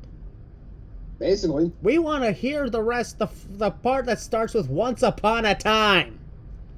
Yeah, we're literally at the beginning when the person closes the book and throws the book away in the trash. Because, like, this whole thing does not make any sense. Even Adam Cole, when we get to his match, he doesn't even care about these two. He only cares about... Actually, he does care about those two. Kind of. Because he's too busy chasing Adam Page for the world title. This makes no sense at all. Yeah, it does make sense for them... for these two teams to be in a tag team title match. That's what we're trying to get here, folks, because Jurassic Express, if you're the tag team champions, you're supposed to be the sole focus here. And they're being treated like shit. They're being treated like freaking afterthoughts, which what they are. What happens if one of the teams besides, the tag champs wins this match? Does that mean that they were transitional champions the whole time? That sucks. Correct. Oh my god. Thanks, AEW. Where's the logic? Yeah, it's bad enough that FTR was a transitional tag champs. Exactly. Just so the Young Bucks could get them. Don't get me started on that. Now the Bucks are in this match too. Imagine if they win them again. Please no. Please no. When you look at the history of tag team champions, the first champions were SCU. Yeah. That was okay. Their next champs were Adam Page and Kenny Omega. And that was actually good and entertaining for a while, but for a while we ended up forgetting that they were tag champs. Exactly. And they literally did too. Yes, they did. They dropped them to FTR, who were transitional champions, to the Young Bucks. And they dropped those to Lucha Brothers, who had it for a few months, and then dropped it to Jurassic Express, who could possibly be transitional champions to more members of the frickin' Elite. Well, it is all Elite Wrestling, so... Yeah. That is just That's so stupid. irritating. We know y'all are mad in the comments of what we're saying. Oh well. Nah, they don't really comment on these podcasts anymore, so I think that makes it even better. Exactly. Good. I'm just like so irritated at this whole thing. I want logic in a story. Isn't Jungle Boy one of the 4 pillars of this company? Yeah, apparently. I don't know how, but he is. Luchasaurus is there, and he's impressive, but as tag champs, they're... Here's the thing. After the Young Bucks won that Battle Royale, and then the Red Dragon was out there too, they had to stare down face-up. Jurassic Express had to literally arrive on the stage in a, hi, we're here thing. Yeah. We're here. We're the tag champions. What do y'all want? And Red Dragon and the Bucks. Care about you guys. Yeah, Red Dragon and the Bucks were mostly focused on each other. Sure, they may have given the tag champs maybe a glance, but then they went back to each other. Which is stupid. The tag champs should not be on the outside looking in here. They should be on the inside with the challenge. They should be in between the Bucks and Red Dragon, and the Bucks and Red Dragon are staring them down. Exactly. It's like this. We have one team on the outside. The other team is also on the outside. The champions are in between. You have Jungle Boy, let's say, looking at the Bucks, and Luchasaurus looking at Red Dragon. That's what it should be looking like. For real. The challengers side by side, and the champions are back to back. Yeah. That's exactly what it should be. Not the Bucks and Red Dragon looking at each other with Jurassic Express looking in.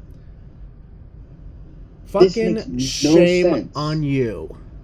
Shame on creative, shame on whoever. Basically, shame on Tony Khan and his writers, because you guys don't know how to write. They don't have any writers, apparently. Oh, wait, that's right. That's right. They don't have any. Tony Khan, this goes on you. Indeed. Well done on acquiring Ring of Honor, but show some respect to your tag teams. Please, and show respect to ROH. Yeah, please do that. That'd be nice.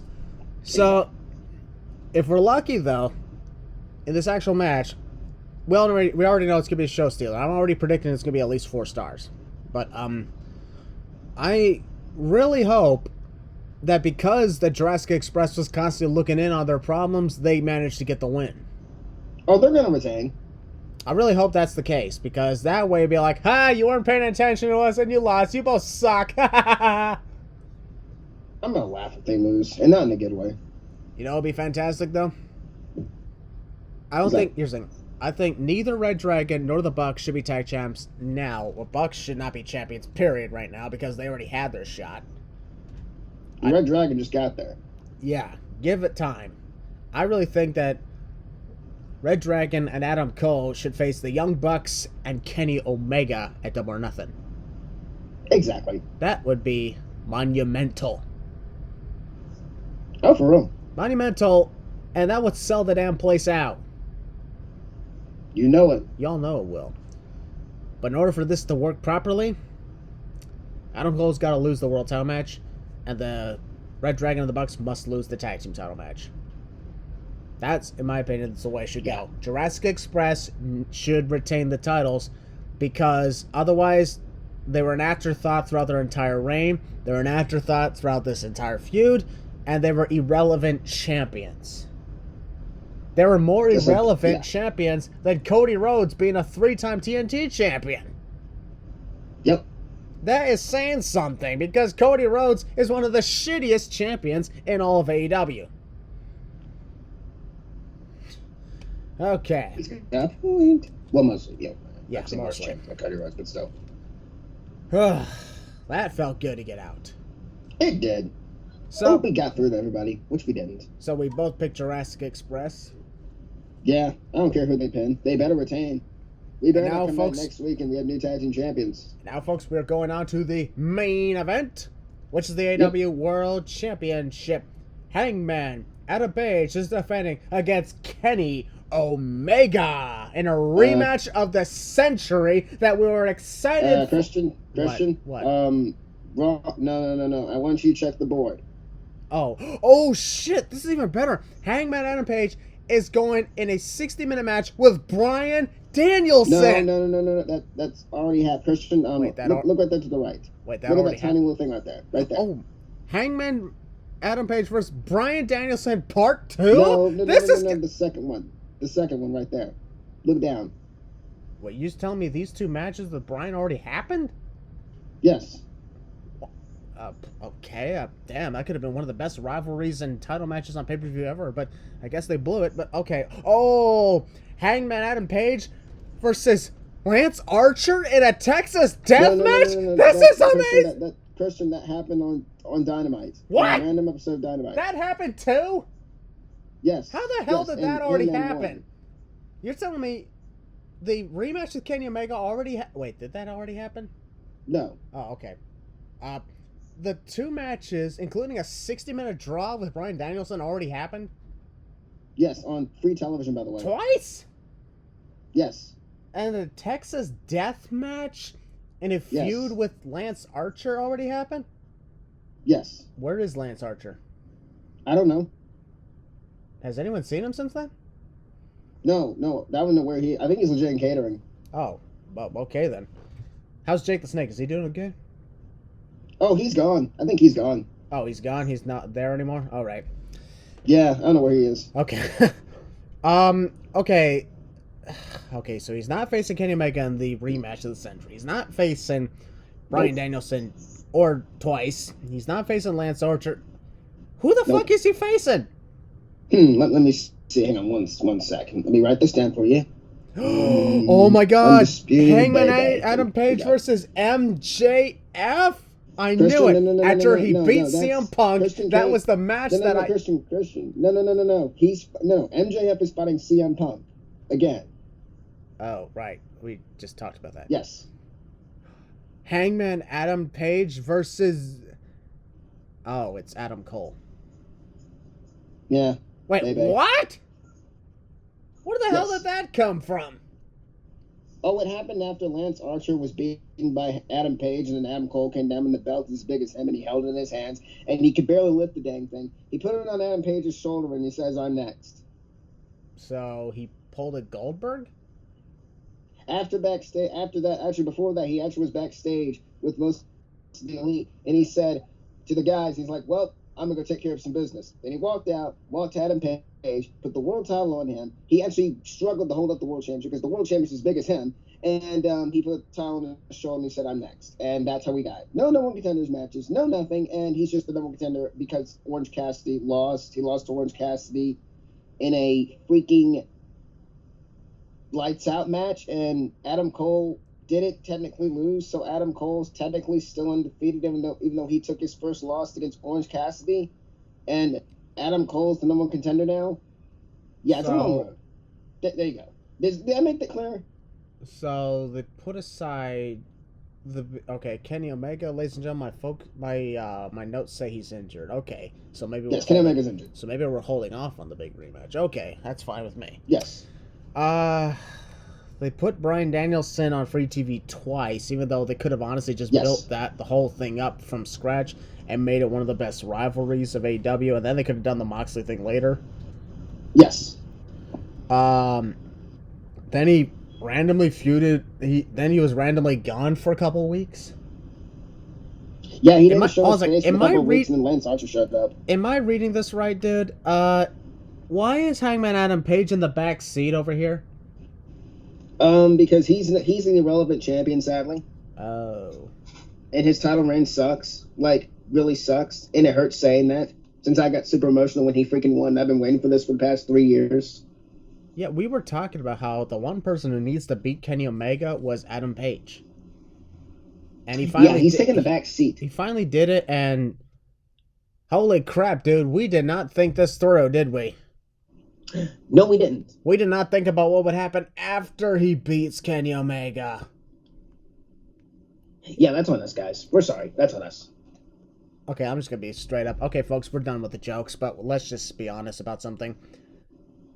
People are saying, like, his matches with Bryan Danielson were to elevate him as the top world champion. I can understand that. How the hell did he do that? How the hell did Bryan Danielson come out as the loser, and he's the one in a better feud and a top feud than Adam Page, who, by the way, had a several-month head start? Exactly. How the hell is Bryan Danielson's little feud with Jon Moxley becoming one of the top feuds on the pay-per-view coming up right now. Meanwhile, Adam Page took a back seat and is now just randomly facing Adam Cole because reasons. Oh, did I forget to mention, Christian, that Adam Page was just involved in backstage segments or vignettes instead of appearing as world champion most of the time? Yeah. But what about Jericho? You know, when he was champion, he didn't do that. Jericho appeared on television every week. Well, in person. What about Moxley? He always went through the crowd, and that was fun. Moxley appeared every week as world champion. Kenny Omega? Kenny Omega appeared every week as world champion. What? But Adam Page did not do any of that? Adam Page was in backstage segments or mostly in vignettes. The only time he really showed his face was when he was in a, and I quote, high-profile feud, which was Bryan Danielson and Lance Archer. Yeah, where's Lance Archer, by the way? Oh, yeah, in catering. And Bryan Danielson's in a better feud than Adam Page is right now. And then Adam Cole came out, and then, he held the title. Literally, the title was as big as him. And then they beat down Hangman Page this past week, and then and they duct taped him for some reason, and then they super kicked him. Okay, and folks, to be perfectly honest, yeah, there is literally little to nothing to say about this title match because there is little to no buildup. There is no buildup. Adam Cole right now is excited. This goes back to our rant about the tag team title match. Adam Cole right now is busy in a love triangle, being the Bella Swan to freaking Edward and Jacob. Oh, that's another thing. Adam Cole doesn't really care about the world title. He just cares about his friends. Okay, why is he in this match then? Because he's apparently the number one contender after beating Orange Cassidy, and I quote, beating him. And let me guess, because they realized they gave away all the better matches on free TV and realized they had nothing to roll with. Yes. This is AEW we're talking about, right? Yes. I have to keep asking that, because what the fuck? What are you doing with your world champion? Legitimately, the world champion is supposed to be the top feud and the top freaking focus. And we're in a situation where Adam Page versus Adam Cole doesn't deserve to main event. Nope. Why the fuck are we saying this? What the hell's happening? Keep in mind, Christian, what's going to happen after Adam Page retains? Yes, Adam Page is going to retain. Adam Cole's not winning this match. Yeah, we're already saying our predictions right now. Adam Page retain. Yeah. But... yeah. Okay, afterwards, Adam Page should be in a major high-profile feud with MJF. Yeah. But I don't think that's going to happen. Because I think after this match, I think he's going to move on to somebody else. And then we'll get MJF. Right now we figure Adam Cole at some point, whenever Kenny Omega is recovered, Adam Cole's going to feud with Kenny Omega. So some people are saying Cole should be champion so Kenny Omega can feud with him. He doesn't fucking need the title. No.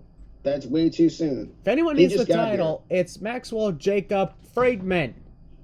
Exactly. If anyone but MJF wins the world title from Adam Page, you fail. You automatically fail AEW. Yeah, I don't understand this whatsoever. Like, Adam Page is the freaking AEW World Champion. Deserves to be in the top feud and the top main focus either at the start of the show or the ending of the show. And that only happened recently. Sammy Guevara, who is the TNT champion, has made more appearances than the world champion himself, Adam Page. What does that tell you? Adam Page has been second to the TNT title. Yeah. Oh, yeah. Britt Baker's been making more appearances champion. Well, that's not really that much, but still. Okay, yeah, I can understand that. Jade Cargill, I hate to bring her up again because holy crap, she sucks. But she's been showing up and competing all the time. She has a 28-0 record and has actually been shoving it in everyone's faces that she's the damn champion. Given it Adam Page acknowledgement. Is just there.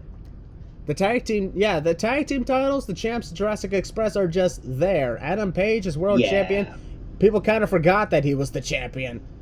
And it's shit. People turning and it's not his fault either. Nope. It's the booking. It's the fucking booking. It's Giggles the Clown and his clown show once again. My God, what the hell? I don't know, because I was waiting for this. If you go back and watch my video, when Adam Page won the world championship, I legit got emotional. I was very happy. That's my guy right there. And it sucks. I hate saying this as a big Adam Page fan. He sucks as world champion. He sucks as world champion. It's not even his fault. He's being booked like shit. Exactly. I will say on point as well that, what we should be talking about right now, we should be talking about the main event Revolution, which should have been Hangman Adam Page versus Bryan Danielson. After all the months of setups and build-ups and storytelling and greatness like CM Punk and MJF has been giving us, we could have been like, holy crap, we got CM Punk and MJF. We got Hangman Adam Page versus Bryan Danielson for the world title. We got this. We got Red Dragon versus the Young Bucks. We got this and that. Oh my god. But no. The tag champs being treated like shit. The world champion being treated like shit. Yeah. We're not supposed to be talking about these title matches and saying your champions are being treated like shit. At a time like this, you couldn't even set up Revolution properly until like 3 weeks before it was taking place. You had 4 months to build it up, for God's sake. This is like, I think, one of their biggest pay-per-views. This is like their WrestleMania. Or never mind, Double Up is their WrestleMania. Whatever. I think all their events are kind of like their WrestleMania. Regardless, these are their big fours. Yeah, basically. Ugh, oh my God. This doesn't make any sense.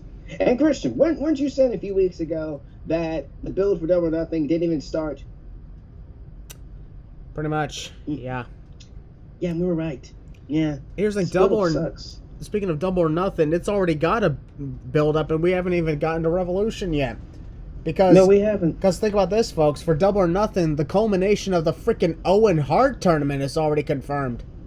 Yeah, there it is. It's already set up.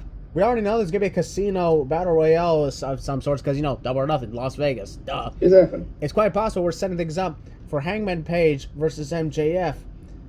And hopefully that's where Hangman loses the title. Holy crap. Double or Nothing is getting build up, and Revolution is a fucking filler show. Yeah, basically. This is filler. This is a filler show. This goes back to, once again, we were saying Sammy Guevara should be defending the freaking TNT title against Darby Allin and Andrade at Revolution, not tonight on Rampage. Why is that legit? Why is Rampage even live? How the hell? What the hell's happening? Why is the TNT champion not defending on the show? I don't understand this. I don't get it. Okay, the TNT champion is defending on Rampage because, let's be honest, that's the only show they have on TNT now. But yeah, true. The big high-profile matches, you gave them away. And you're giving us shitty 6-man tag matches with Sting on pay-per-view. Which nobody wants to see. You're putting Jurassic Express as the freaking afterthought in their own tag team title match. Jade Cargill, she's there, so duh. Yeah, and Tay Conti and Jade Cargill on the show when it shouldn't be on the show. Yeah, and the world title match with Adam Page and Adam Cole, that could have been that could have been a kick-ass storyline, but they did not. Fast-tracked it. Adam Cole was going back and forth with a guy named Orange Cassidy. I can't take Adam Cole seriously when he just got done hanging with Orange Cassidy is being freaking in a love triangle with the Young Bucks and Red Dragon. Adam Cole right now, he's in a love triangle with the Red Dragon and the Young Bucks. Meanwhile, Orange Cassidy, who last beat Adam Cole, is in this freaking Face of the Revolution ladder match. Yeah. This is stupid. This is severely stupid. Here's the thing, folks. It's disrespectful. And we're already telling you again. We already know. A lot of these matches are gonna fucking steal the show. That's for sure. Oh yeah. That doesn't mean we have to stop caring about the build-up. No, because we're gonna talk about how it is. We're gonna be as real as possible, regardless if you agree with it or not agree with it. There's gonna be quite a number of things. There's gonna be a number of things we're gonna rant about things. That's how it works, folks. Yeah. We talked about how the Elimination Chamber in this last week, how a lot of it was suck. A lot of it was terrible. And we already know that quite a number of things coming up for WrestleMania might be terrible because we may have a little bit of rants to talk about for that case. Oh, yeah. And now for this case, why are we talking about an AEW pay-per-view with shitty-ass booking like that? For all we know, next week, you could see us being like, oh, wow, this was a good show. Yeah. This was a great show. I guarantee we're going to probably say it was a great show. And for once, I might say, hey, Revolution was actually a win in my book. But you can't hide the fact there are some problems with the show. There's problems with the company. Just like any company. Yeah, next week. It is. Yeah, this week we're just talking about the build-up heading into the show. Next week we're going to talk about the results of the show. And that's probably going to be a little bit different. A little less heat and a little bit more joy and fireworks and celebration or something. I don't know. Yeah, But that's happiness. I next don't freaking week. know. That's next week, not tonight. Nope. Tonight we're calling it like it is. We're just calling it like it is. This is a bad setup. Why don't I just get hit by a fucking foul ball or something? Exactly. Like, what the heck? Like, actually, here's another question. Here's the people who are on the show. Where the heck? Let me say it again. Where's Sheeta? Where the heck is where's Jake the Snake Roberts been? Where's Lance Archer? Where is Miro? No, legitimately, where is Miro? Where's a lot of them? I'll tell you what happened. Yeah. They overstacked their roster. Yeah. They overstacked the roster, and potentially more is on the way. And when more is on the way, Lord help us all. More is on the way. Lord help I'm just going to say right here. Tony Khan, you need to slow down. You really need to slow down. Yeah, they really need to slow down on a lot of things. But right now, I'm going to say, oh my God, I got a freaking headache from all this. Adam Page to retain the freaking AEW World Title against Adam Cole. Page otherwise, the world title. Otherwise, he'll be the most afterthought world champion more than he already is. Exactly. Because here's the thing: he has a chance. He has a chance to redeem himself if he beats Adam Cole and moves on to MJF. He has a chance to redeem that. But until he does, Adam Page is the worst world champion in AEW history. Yeah, by default. By freaking default. Jericho, and it's not his fault. Jericho was fun. Moxley, I would probably put him in third place, but that doesn't mean he was bad. Exactly. Kenny Omega, I'll put him in first place. Yeah. I'd probably Moxley above Kenny. That's just me. Yeah, probably something like that. But yeah. But Adam Page by default. Honestly, he was a lot better when he was chasing the title in comparison to actually holding it.